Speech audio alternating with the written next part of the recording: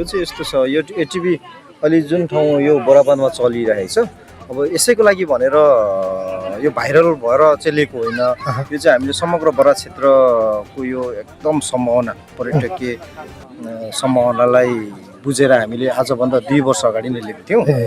अनि कुम्भमा एक समय चलायौँ। अनि त्यस पछाडि यो भाइरल हुने क्रममा चाहिँ मेरो व्यस्तताले गर्दा म पोखरामा थिएँ, अल्ट्रालाइट पाइलट पनि। अनि यहाँ चाहिँ दिनेश भाइ र उहाँको मार्फतबाट मधुकरजीहरू जोडेर उहाँले सम्झौता गरेर हामी चलाइरहेको छौँ। यो बोराबाद भाइरल पनि भयो भनेर हामीले दिएको थियौँ। 3 महिनाको एग्रिमेन्ट गरेर उहाँलाई दियौँ। त्यो एग्रिमेन्ट सकिसकेपछि अहिले चाहिँ अब फेरि यहाँनिर मान्छेहरूको यो बोराबादमा आउने मान्छेहरूको अझै पनि एटिभीको माग भएको हुनाले अब हामी आफै पनि चलाउँ न त भन्ने हिसाबले अहिले चाहिँ चलाइरहेको छौँ। म चाहिँ अलिकति पर्यटन क्षेत्रको मान्छे पनि भएर अनि पर्यटन नै मैले विषय पढेको हुनाले पर्यटनमा चाहिँ अलिकति एडभेन्चर टुरिज्म हो यो हाम्रो एटिभीहरू होइन। भएकोले गर्दाखेरि अलिकति यसलाई व्यवस्थित तरिकाले चलाउँ। जस्तो अरूले चाहिँ भाइरलको लहर छोपेर चलाउँछ होइन, जस्तो कमाउने उद्देश्य मात्रै। हाम्रो चाहिँ पर्यटनलाई दिगो रूपले यसलाई चाहिँ बचाएर चलायमान बनाइराखेर यसले चाहिँ भविष्यलाई नै एक किसिमले राम्रो किसिमले पर्यटनको क्षेत्रमा योगदान दियोस् भन्ने हिसाबले चलाउने हो। त्यो पर्यटन चाहिँ दिगो होस् भन्ने हो हाम्रो चाहिँ उद्देश्य होइन। त्यो भएकोले गर्दाखेरि हामीसँग चाहिँ प्रोपर प्लानिङ थियो, त्यो अनुसार चलाउने भन्ने थियो। अब पहिले चलाउनेले के कसरी चलाइदियो त्यो हामीलाई थाहा भएन, चलाउने आफ्नो तरिका हुन्छ होइन। तर हामीले चलाउँदा चाहिँ प्रोपर अब हरेक किसिमको व्यवस्थापन गरेर, जस्तो चलाउनेहरूलाई पनि जस्तो यो चाहिँ साहसिक पर्यटनभित्र परेको हुनाले पक्कै पनि यसमा रिस्क फ्याक्टरहरू पनि छ। त्यो रिस्क फ्याक्टरहरूलाई न्यूनीकरण गर्नुको लागि र त्यो रिस्कहरू भइपरिहाल्यो भने त्यसलाई पनि कभर गर्ने गरी जस्तो हाम्रो इन्सुरेन्स पोलिसी छ। जस्तो राइडरहरूले केही भयो, एक्सिडेन्ट भएर अब मृत्यु भयो भने 5 लाखसम्मको हाम्रो इन्सुरेन्स अलरेडी छ। अनि प्लस कजल्टिजहरू भयो भने त्यसमा ट्रिटमेन्टहरूको सबै व्यवस्थापन छ। त्यो किसिमले गरेको छु, किनभने साहसिक पर्यटन भइसकेपछि उनीहरूले पैसा तिरेर सेवा लिँदै गर्दाखेरि उनीहरूलाई भइपरि आउने दुर्घटनाको बारेमा नि हामी आयोजकहरू सचेत हुनुपर्छ, जिम्मेवार हुनुपर्छ भन्ने हाम्रो बुझाइ हो। यस्तो छ। अब अलिकति के छ भने अहिले चाहिँ अलिकति व्यवस्थित तरिकाले हामीसँग हाम्रो रुल्स एन्ड रेगुलेसन उनीहरूले फलो गर्नै पर्छ। जस्तो म पैसा तिर्छु, चलिरहेको ठाउँ पैसा तिर्छु, म कुदाउँछु भन्नु पाएन। हाम्रो पक्कै त फिलअप गर्नै पर्यो। अनि अर्को कुरा के छ भने चढ्नु आउनेले पनि हाम्रोमा मेन्डेटरी के छ भने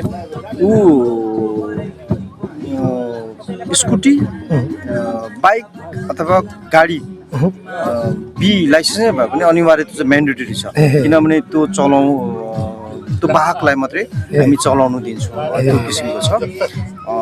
अरू त के छ, अब चलाउँदै गर्दाखेरि उनीहरू केही भइपरिहाल्यो भने इन्सुरेन्स भएकोले गर्दा ढुक्क भएर चलाउनु पायो। अनि त्यति छ, ती फरकहरू त्यही नै होला। जस्तो बराक क्षेत्र चाहिँ म यहाँनिर धरानबाट छिर्ने बित्तिकै यो चाहिँ एउटा पर्यटनको एकदम सम्भावना भएको ठाउँ र यहाँ छिर्दै गर्दाखेरि म चाहिँ स्टुडियोभित्र छिरेको जस्तो लाग्थ्यो क्या। यति राम्रो नेचुरल रिसोर्सेसहरू छ। यो प्राकृतिक स्रोत साधनलाई यहाँको स्थानीय सरकारले यसलाई सदुपयोग गर्नु नजानेको भन्छु क्या। यति राम्रो राम्रो सम्भावना हुँदै पनि यो यत्तिकै ओझेलमा गएको छ, निकममा बेकामै भएर गइरहेको छ क्या। र यसलाई तपाईँ हामी जस्तो युवाहरू, पर्यटन बुझेको मान्छेहरूले चाहिँ आफ्नो क्षमता, आफूले के अरे गर्न सक्ने कुराहरू, भिजनहरू लिएर पर्यटनको क्षेत्रमा केही गर्नु सक्यो भने धेरै राम्रो सम्भावना बोकेको ठाउँ हो क्या। यसले चाहिँ सिङ्गो नेपालकै पर्यटन क्षेत्रलाई चाहिँ हरेक पर्यटनको विधाबाट राम्रो किसिमको योगदान दिन सक्ने ठाउँ हो यो बराक क्षेत्र नगरपालिका। यहाँ पहाड छ, हामीसँग नेपालकै सबैभन्दा ठुलो नदी छ, कोशी टप्पु वन्यजन्तु आरक्ष छ, बगर छ होइन, हरेक कुराको सम्भावना छ। त्यो भएकोले गर्दाखेरि यहाँ केही गरौँ भने पहिलेदेखि मेरो हुटुटी हो होइन। अहिले मसँग केही एकदम पर्यटन बुझेको साथीभाइहरू पनि जोडिनु भएको छ र अहिले हामीले एटिभी मात्रै गरिरहेछौँ। निकट भविष्यमा म आफै पनि अल्ट्रालाइटको पाइलट भएकोले गर्दा पानीमै ल्यान्डिङ, पानीबाट टेकअफ हुने गरी अल्ट्रालाइट पनि हाम्रो आउँदैछ, प्यारो मोटर आउँदैछ होइन। अब जेट स्कीहरू आउँदैछ हाम्रो। अनि थाइल्यान्डको त्यो भाइब्स दिने उद्देश्यले बोटमै जोडेको प्यारासेलिङ पनि हाम्रो केही महिनाभित्र आउँदैछ, त्यो छ। अनि मतलब साहसिक पर्यटनको र जल पर्यटनसँग सम्बन्धित हामी एकीकृत प्याकेज नेपालमै उपलब्ध गराउने जमर्को गरिरहेछौँ होइन। अब नेपालीहरूको अहिले त इन्कम रिसोर्सेस पनि राम्रै बढेको छ, उनीहरू खर्च गर्नु विदेश पनि गइरहेको छ। तर त्योभन्दा अलिकति न्यून आय भएकोहरूलाई विदेश जाने रहर हुँदाहुँदै अर्थले रोकिएर बसेकोहरूलाई त्यो सम्पूर्ण गतिविधिहरू चाहिँ हामी नेपालमै उपलब्ध गराउने गरी प्रयास गरिरहेछौँ होइन। अब यसमा अब तपाईँहरू जस्तो हाम्रो शुभचिन्तकहरू स्थानीय सरकारहरूबाट पनि अब भरपुर सहयोगको अपेक्षा गरिरहेछौँ।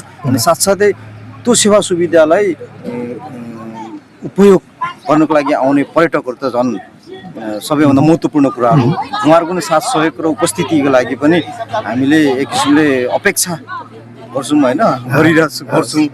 त्यो सबै कुराको यो तालमेल मिल्यो भने नेपालको पर्यटन एकदम राम्रो भएर जान्छ। पर्यटनको क्षेत्रबाट नेपालको अर्थतन्त्रदेखि लिएर नेपालको समृद्धिको लागि राम्रो किसिमको योगदान रहन्छ भन्छु। हस्,